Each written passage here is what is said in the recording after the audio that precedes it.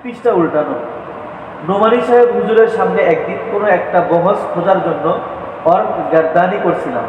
আরবিতে বলে তাসাফুল আওরাক, বাংলায় পাতা উল্টানো। আচ্ছা, এটার জন্য বাংলাতে আর কোনো ফসি শব্দ নেই? উল্টাবে কেন কিতাবের পাতা?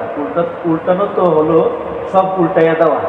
আর কি কোনো ভালো শব্দ নেই তোমাদের সাহিত্যে? যাই হোক, নোমানী সাহেব হুজুরের সামনে গার্দানি করছিলাম, তখন তিনি বললেন, तुमसे पहले वाले अगर इसे इस्तेमाल करते तुम्हें नहीं मिलती ये किताब। ये किताब सिर्फ तुम्हें इस्तेमाल करना है, ना आइंदा लोगों को भी इस्तेमाल करना है। এই যে তোমরা আচ্ছা তোমার সব উদ্দেশ্য করে বলতেছেন, তোমরা যেভাবে উনিতে এমনি সম্মান দিচ্ছেন, তারপর ওনাকে উদ্দেশ্য করে বলতেছেন, তার মানে কত সতর্কতা। আমি আমাদের অনেক ওস্তাদকে দেখেছি যে এইভাবে কিতাব এবার চাপ দেন না, এইভাবে আমার দারুল দেওয়াবন্দের অনেক ওস্তাদ ছিলেন, কিতাবের প্রতি সম্মান, হাসিয়া পড়তেন। আগের হাসিয়া তো কি সব বাঁকা বাঁকা, শুনছেন না ঘটনা? তুমি ঘুরে ঘুরে পড়তেন। আনোয়ার শাহ কাশ্মীর রহিমুল্লাহর ব্যাপারে মনে আছে, ঘুরে ঘুরে পড়তেন। তোমাদের যাত্রাবাড়িতে আছে কাকরাইলের মুরব্বী ওনার জোবাইর সাহেবের ছোটো ভাই ওনার বেলাল হুসাইন শাহ, আমাদের ওস্তাদ হুজুর আরবি, বাংলা, উর্দু ভাষার কাতের এবং বড় সাহিত্য তো নিজেকে খুব গোপন করে রাখে। লালবাগ শাহী মসজিদের যেই চতুর্পাশে ইয়াসিন সূরা লেখা, সুন্দর আকর্ষণীয়ভাবে ইয়াসিন লেখা হুজুরের হাতে লেখা। এবং ইনকলাব পত্রিকা আমি শুনেছি যখন নতুন বের হয় তখন সাহিত্য পাতা হুজুরের লেখা দিয়ে, হুজুরের কবিতা দিয়েই ওই সাহিত্য পাতা বিভিন্ন শব্দ নামে একজনের নামে একজনের কবিতা বিভিন্ন নামে প্রকাশ হয়। সব দিক দিয়ে দেন ইসলাম, কিন্তু চলেন একদম সদাশিত গরিবানা হালতের মতো চলেন। ইচ্ছা করলে অনেক টাকা কামাই করতে পারতেন, নিজের যে যোগ্যতা ব্যবহার করেন না। বাড়িঘর শুনছে একেবারে বাংলা চোরা, টিনের বাড়িঘরে নিজেকে একবারে এভাবে আড়াল করে রাখেন। তো হুজুরকে দেখিস আমরা, এভাবে ঘুরে ঘুরে কি করেন, এটা কথা বুঝেছি কতটুকু এহতেরাম। আর তাহলে কিতাবের পৃষ্ঠাটা উল্টাতে কীভাবে উল্টাবে?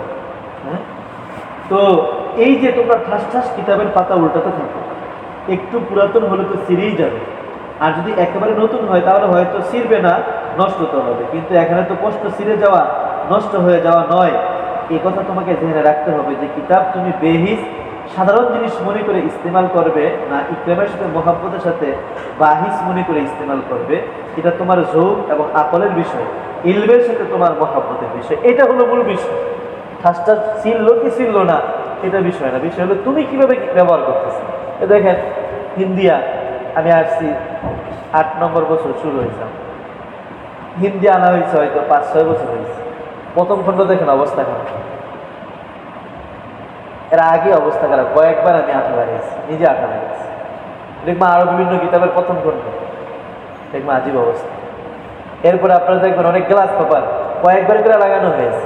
এই পর্যন্ত খুচরা তো গ্লাস পেপার আমি আনছি, লাগাইছি পুরা কি বলে এক থান এনে একটা শেষ হয়েছে, আরেক থান আমার রুম আছে। ওই যে বারবার ছিঁড়ে যায়, আবার লাগে বারবার বলার পরেও এই অবস্থা। খামোশ উস্তাদ, এই কিতাব তোমার সালাফের এলেম তোমার কাছে পৌঁছায়। এই কিতাব তোমার খামোশ উস্তাদ। একটা মাকুলা যে আছে অস্পষ্ট, এই মাকুলাতে আসলে কিতাবের জাত ও কিতাবের সত্তা উদ্দেশ্য নয়। এই মাকুলা দ্বারা উদ্দেশ্য হলো ওস্তাদ ছাড়া শুধু কিতাব পড়া, কিতাব পড়ে পড়ে ফকি হয়ে যাওয়া। অথচ ফকি হতে হলে ওস্তাদ লাগে, এটারই এখানে নিন্দা করা হয়েছে। কিতাবের জাত ও কিতাবের সত্তা এখানে উদ্দেশ্য নয়। যাই হোক, কিতাব তোমার খামোশ উস্তাদ, এই দৃষ্টিকোণ থেকে চিন্তা করো আর আকল ব্যবহার করো। তোমাকে আর কিছু বলে দিতে হবে না। আকল যদি না থাকে, অনুভূতি যদি না থাকে, তাহলে আমার বয়ানে কাজে আসবে। এই কথা বুঝে আসছে না? আপনি যদি ওস্তাদ মনে করেন তাহলে ওস্তাদের সামনে যেভাবে থাকেন, কিতাবের সামনে আপনার নিজের জ্ঞানকে কি করতে হবে, পেশ করতে হবে। এটা হলো আদব। ঠিক আছে? মানুষ আদবের মাধ্যমে বড় হয়। ঠিক আছে? আদবের মাধ্যমেই, আদব জরুরি বিষয় না, কিন্তু আদবই আবার আসল হয়। যে আমি বলি যে আদব হলো ঘরের রং, ঘরের টাইসের মতো। বুঝলি? ভবন দাঁড়িয়ে গেছে, দেয়াল করেছে, কিন্তু একটা শুধু দেয়াল করা হয়েছে আর একটা প্লাস্টার করা হয়েছে, মানুষ কোনটার দিকে যাবে? ভাড়া নিতে যে প্লাস্টার করা না দেয়াল করা, প্লাস্টারের দিকে যাবে। একদিকে প্লাস্টার, একদিকে রং, কোনটায় যাবে? রঙে যাবে। একদিকে রং, আরেকদিকে টাইলস লাগানো, কোনটায় যাবে? টাইলসে যাবে। একদিকে দামি দামি সুন্দর কারুকার্য খচিত টাইলস, আরেকদিকে কম। এভাবে যত বেশি সুন্দর, অতিরিক্ত সৌন্দর্য যত বেশি, তত বেশি আকর্ষণ, তত বেশি কদর, তত বেশি মূল্য, বুঝতে পারছে না? কিন্তু ভিতরে তো যেটা শুধু দেয়াল দেওয়া, এটার যেই আপনার দেয়ালটা একদম কংক্রিট দিয়ে দেওয়া, পাথর দিয়ে দেওয়া, ভীমগুলো খুব মজবুত করে দেওয়া। আর টাইলস লাগানোর ভিতরে এত মজবুত না, স্বাভাবিক ইট দিয়ে দেওয়া, ইটের গাঁথনি, ইট দিয়ে আপনার ভীম দেওয়া, সব কিছু দেওয়া। কিন্তু ওইটা কেউ দেখে না। বাহ্যিক আদব আখলাক, এটা আকলান নাকলান সব দিক থেকে এটার মূল্য কি অনেক বেশি। মানুষের প্রথম পরিচয় কি? বাহ্যিকতা কি। আপনার যতই যোগ্যতা থাকুক, আপনার লেখা যদি সুন্দর না হয়, যোগ্যতার কদর কম হয়। যে কোনো জায়গায় গেলে প্রথমে লেখা আছে, লেখা সৌন্দর্য, এইটাও একটা গুরুত্বপূর্ণ বিষয়। কিন্তু আপনার ভিতরের যোগ্যতা দরকার, আপনি শিক্ষকতা করবেন, পড়াবেন, উপরে জামাতে পড়াবেন, হাতের লেখা আপনার নিবে না, কিন্তু হাতের লেখাটা আপনাকে গ্রহণ করা না করা মাপকাঠি হয়ে যাচ্ছে। একদিকে একজন একটু যোগ্য বেশি, কিন্তু আরেকজন চলে, কিন্তু তার লেখা সুন্দর, তাকে কি করে? অগ্রাধিকার দেয়। কথা বোঝাচ্ছে না? এটা অনেক অহরহ, বিশেষ করে যখন খ্যাতদের দিকে যাবেন, তখন বুঝবেন যে এই লেখার কত মূল্যায়ন। লেখা সৌন্দর্যের পিছনে যে মেহনত করলাম না, সারা জীবন আফসোস করলাম। কথা বোঝাচ্ছে? তো অতিরিক্ত এই সমস্ত আদবের কি গুরুত্ব অনেক বেশি। আচ্ছা, কিতাবের স্তর জ্ঞান। তোমরা ছোট কিতাবের উপর বড় কিতাব রেখে দাও, খুব সুন্দর কথা। আমরা অনেক শুনেছি যে তাফসিরের কিতাব উপরে রাখবে, তারপরে হাদিস, তারপরে ফিকা, তারপরে এখন অনেক সময় দেখা যায় ছোট্ট একটা কিতাব, ফিকার কিতাব, আর হাদিসের কিতাবটা বড়, তো বড় কিতাবটা ছোট্ট কিতাবের উপরে রেখে। ফলে বড় কিতাবটা কি হয়, এদিকে দিক দিয়ে এভাবে কি থাকে, এইভাবে ডাল হয়ে থাকে, এভাবে নষ্ট হয়, নিচের কিতাবটার উপরে চাপ পড়ে। এখন আদব কোনটা আসলে? উনি খুব চমৎকার একটা কথা বলতেছেন এখানে, নতুন, আমারও নতুন জানা, যে তোমরা ছোট কিতাবের উপর বড় কিতাব রেখে দাও। শুনেছো যে হাদিসের কিতাব উপরে রাখতে হয়, ফিকের কিতাব নিচে রাখতে হয়, এই জন্য ছোট কিতাবের উপর বড় কিতাব রেখে দাও। এভাবে রাখলে কিতাব দুই দিকে বাঁকা হয়ে থাকে, এতে কিতাবের ক্ষতি হয়।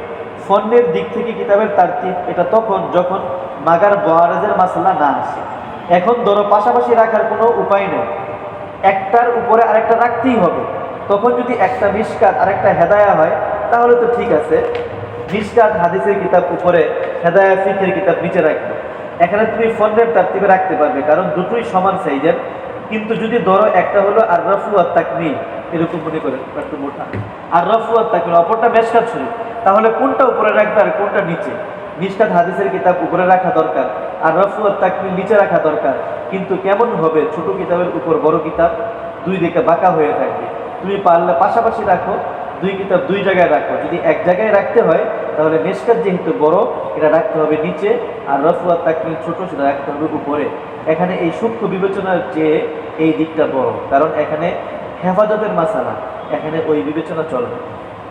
কিতাবের হেফাজতের বিষয় খেয়াল করলে এই তরতিব কি করতে হবে? অবলম্বন করতে হবে।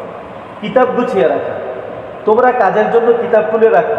কিভাবে রাখো? দেখো, প্রত্যেক জিনিসের মধ্যে নজম নজ কাম্য, মানে তরতিব আর সাজিয়ে গুছিয়ে রাখা, এটা কি কাম্য। তুমি 5-6টা কিতাব নামিয়ে আনলে, তোমার পড়ার দরকার, একসাথে তো আর সবগুলো পড়বে না, পড়বে একটা, বাকিগুলো রাখবে কিভাবে? ছড়িয়ে ছিটিয়ে এলোমেলো রেখে দেবে, কাট করে বাঁকা করে, কোনো যত্ন ছাড়া। এটা দেখতেও অসুন্দর, আর এটা দালালত করছে যে তোমার মধ্যে কিতাবের মহাব্বত নেই, এলমের মধ্যে তোমার এত নিমগ্নতা যে কিতাবের খেয়াল রাখছো না।